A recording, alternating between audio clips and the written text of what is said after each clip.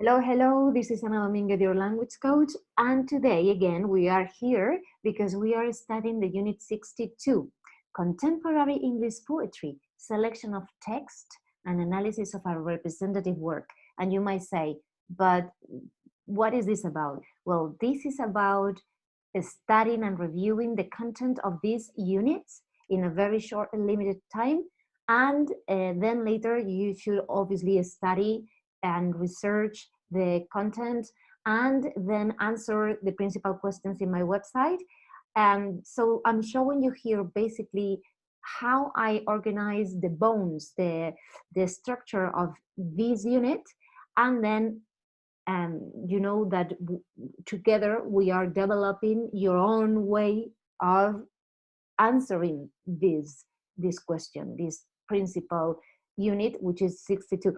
The unit 62, but we have to study 68 units for next call in 2023. So teachers, let's start right now, because in 1 year time you're gonna have to face this civil exam. There are 3 different parts, and for that information you can all go to my website and check the differences also between the official exam for Escuela Oficial de Idiomas and the official exam for secondary English, which are similar in content but different in certain things. So let's continue. In the PDF, I usually show you the index. Then I show you also the bibliography, because remember, this is about you studying and doing a research and then completing your own ideas of this structure. And then I give you the principal questions. In my website, you enter there and you answer these principal questions in a form that is already prepared there for you, especially if you are already my coachee.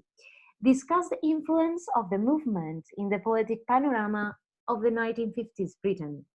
Discuss the poetic trends of the decades of the 60s in the USA. The poetry of Peter Porter, Black poetry in America, and Philip Larkin's main poetic themes.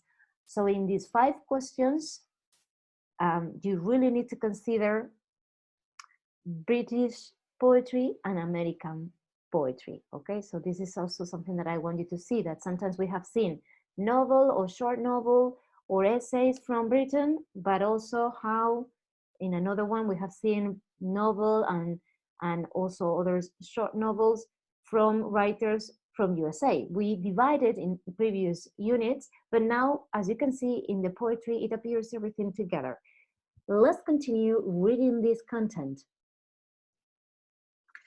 And we have the outline that I always give you, the outline that, or topic summary or lesson plan. In the introduction this time, I am saying both British and American poetics have undertaken paths different from the trends affecting drama or fiction. The decades of the 50s, the poetic panorama in Britain, the neo-romantic school, the neo-apocalypse school, and the movement. Then we have the poets of the 50s. Philip Larkin, he's a Leo. He was born in 9th August 1922, England. And he died when he was 63 in 1985 in England too. One of the best representatives of the movement. He lays aside every pretension of artificiality and seeks to be understood. And I didn't place his work because I think it's better that you enter and select the ones that you like from him. I especially like to remember those pieces of art of work that if I have read them and I have an opinion, I prefer commenting those that I have already read, or at least that they call my attention. So, well, in order to make it a bit shorter, this time I'm not placing in every writer all the, or at least the most representative work. This time I'll leave this for you to check it in Wikipedia or in any other bibliography that I already gave you.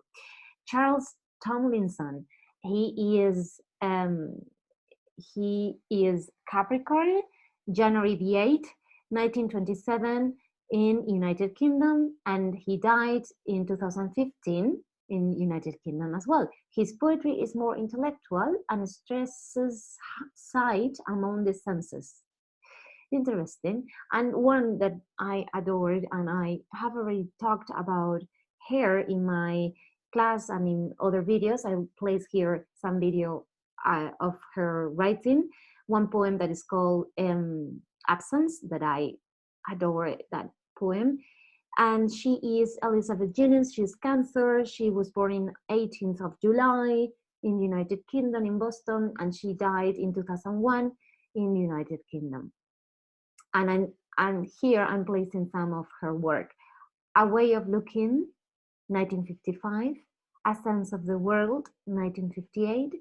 Song for a Birth or a Death, 1961. The Sonnets of Michelangelo, translated by Jennings, 1961. The Mind Has Mountains, 1966.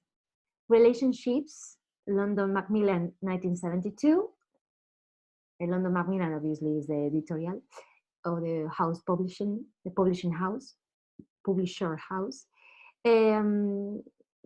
Growing Points, 1975, and Moments of Grace, 1980. She, you know, I don't know what she has, but she does everything so easy to me. When I'm reading her, it's like I can identify that it's her talking, because she has a very simple way of saying things, or in a very elegant way. And also I like her style a lot. She makes things, you know, look and sound wonderful. And I think that's why I like her. When I read also her titles, I usually say, yeah, I want to read that book from her. You know, this happens sometimes in life with certain writers, that you just have a connection with them, and suddenly when you are reading them, you feel like it's an extension of you somehow. Her voice. That happens to me with Elizabeth Jennings. It's so delicious to read. And then the Irish poet Austin Clarke, he's Taurus, and he was born in Dublin in 1896. Look at that. And then he died in 1974 in Dublin too. His poems combine diversity of structure with a skill at reproducing the rhythms of other languages. And this has happened many times when you hear Irish poets that are very kind of musical. Well, all poets are musical and have rhythm, but especially I think in Irish poets are like Irish musicians, to me anyway. That's my experience of Ireland anyway. And then here I say the poetic panorama in the USA. Now we enter in USA. Post-war American poetry is dominated by the search of a truly American voice. So yes, that's what they are trying out to do, is to identify their own voice. American poets of the 50s, Randall Jarrell. He was born in 1914 in Tennessee, US. October 14, he died when he was 51, very young.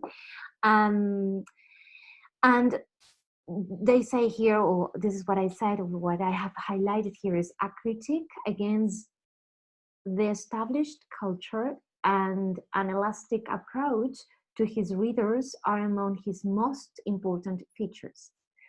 Karl J. Shapiro,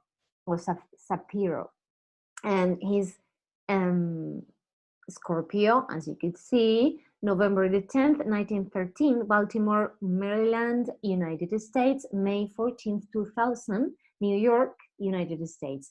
Radical views on poetry and a Jewish background constitute the basis of his work. Then we have Theodore Roethke, he is Gemini, 25th of May, 1908, in Michigan, US. August the 1st, he died when he was only 55 years old in Washington, US. His poetry is dominated by the theme of self-discovery. And decades of the 60s, I'm going to place here British poetic trends introduction. The 60s attended the breakthrough of revolutions in form and contents. Minimalism, contention, and eclecticism dominated this trend. So in this minimalism, we have Ian Hamilton Finlay and his Scorpio, October 1925, in Bahamas. And then he died when he was 80 years old in 2006, Edinburgh, Scotland. Finlay experience with poetic language from its smallest components. And then Norman MacCaig, he's a Scorpio, Edinburgh, Scotland, and he died when he was 85 in Edinburgh. His apparently superficial poems offer unexpected slides of reality. Concrete poetry, Edwin Morgan, he's Taurus. He was born in Glasgow, Scotland, and he died when he was 90 in 2010 in Scotland. He died. In spite of unevenness, Morgan is reputed as the inventor of new kinds of poems, as the inventor of new kinds of poems, and as the introductory of concrete poetry in Britain. And I have just said twice, an inventor of a new kind of poems, I think. So sorry for my repetition. That was a misspelling part. Anyway, check him. It might be interesting to see what kind of new kinds of poems they talk about. Then we have the Scottish post-Renaissance. And this is interesting because there is a moment where you will find that in Scottish have their own way of doing poetry. So we have here the representative work of Robert Garioch. Sorry for my pronunciation. If I said this wrong, please check in some place in Wikipedia. I'm sure you will find the right pronunciation. Robert Scott, George Mackay Brown, or Ian Crichton Smith are among the developers of this new phase of the Scottish poetry, one of whose main debate is the use of the Scots as poetic tool. History revisited, and Basil Banting, David Jones in Britain, and John Montague and Seamus Heaney in Ireland find in history the matter of their works. I probably have said this very wrong, sorry for my pronunciation. I keep reading. The Ulster poets, they come out with the spread of the Troubles and made a Northern Ireland their main subject. And American trends. Political unrest was mirrored in poetry in the new mood for search and transformation.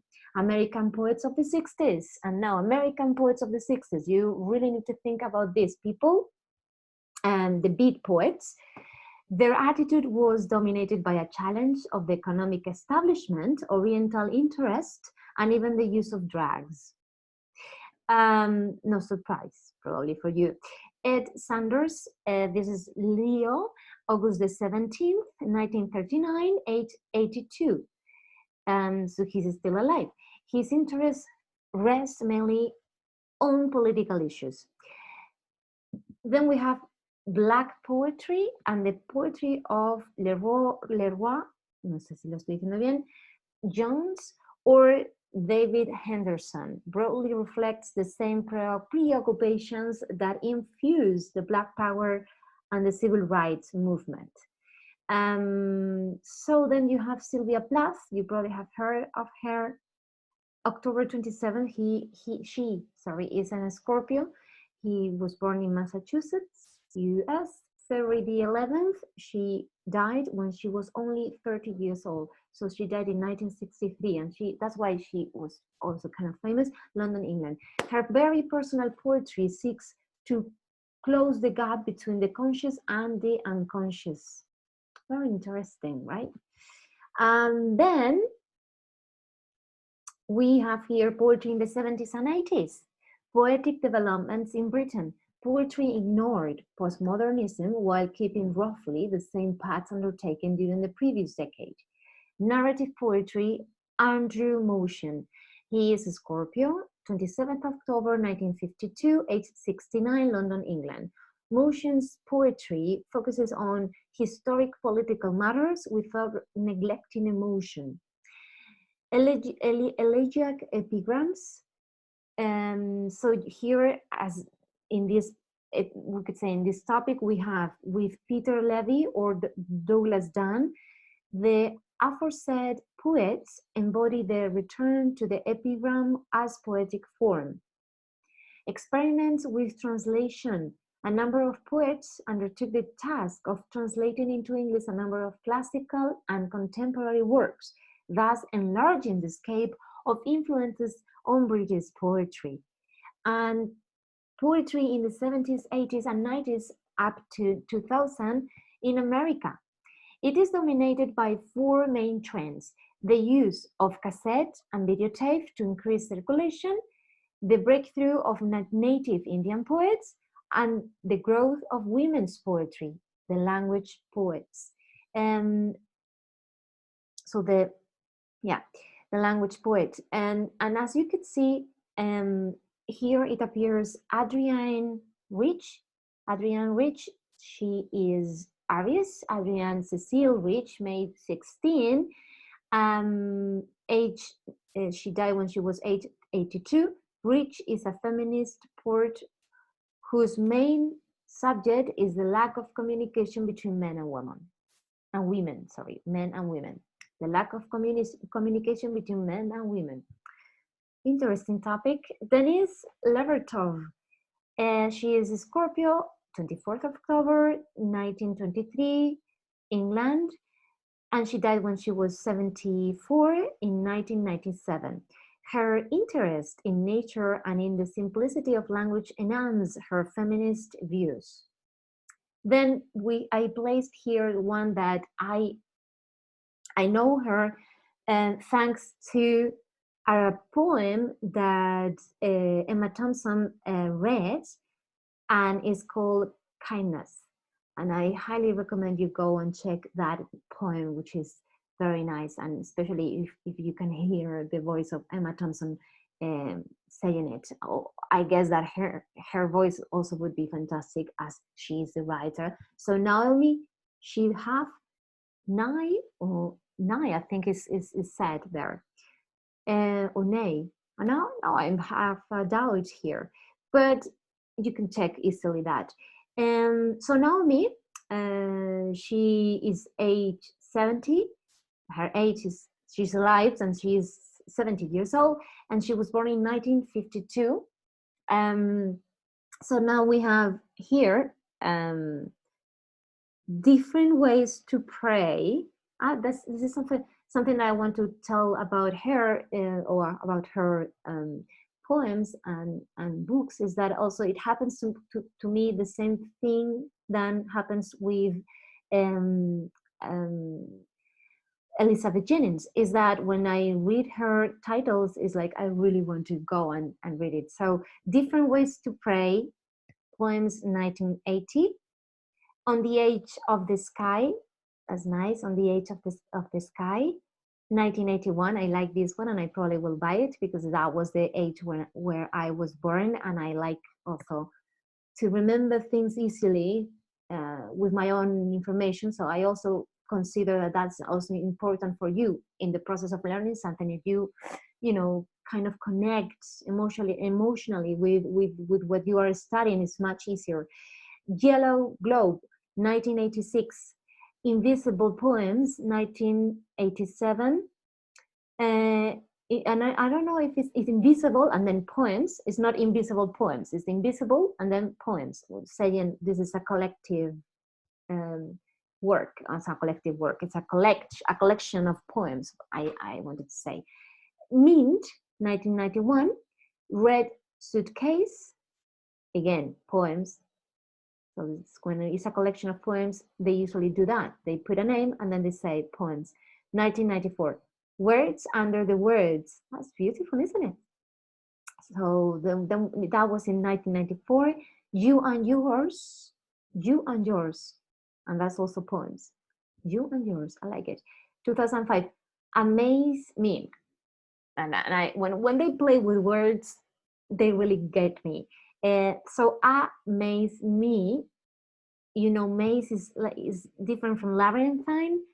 Um, but so the labyrinth, I say, you know that because I have explained that before. A maze is kind of more like a game where you enter and you can't find the way out, and you kind of get lost, and there is no rhythm, there is no it's just a game of distraction, we could say. Whereas the labyrinth consideration or point of view in the idea of the labyrinth is a little bit more developed, and it brings more values, as for example that you really have to follow just one way till the center and then return, coming back, no, and retracing your steps till you get out of the labyrinth. And you probably know this if you have been in some game or some place where it was this Chartres, I think, labyrinth, very famous. So anyway, amaze me is also obviously playing with the words, something that amazed you. No, it's not written like that, but it sounds like that. Okay, so it's interesting. Poems for girls. So it's amaze me, dos puntos, poems for girls. And 2005. And the Tiny Journalist poems, 2019. And the last one, kindness, the one that I just mentioned, the Tiny Journalist, 2019. And this is it. This is basically what I wanted to tell you. Well, you have also here the analysis of a sample test, the WITHSUN Wedding by Philip Larkin. And you can just check the information later in my PDF. Because you will see here, for example, that is a contemporary England literary body and work, I could say. The individual and society, human relationships, form and technique. The poems are organized in stanzas of the same length. The rhyme is meaningful in terms of enhancing the contents. Imaginary objects of contemporary life constitute Larkin's main source. The poem, Mr. Blenny, I think it's called. This poem discusses the disillusion inherent to contemporary man's life. Love songs in age. It focuses upon the nostalgia provoked by unfulfilled dreams. Water, a poem of religious tones, which uses the abiding motif of water to discuss infinity. The WITHSUN Weddings, a train journey, and the newlyweds he meets serve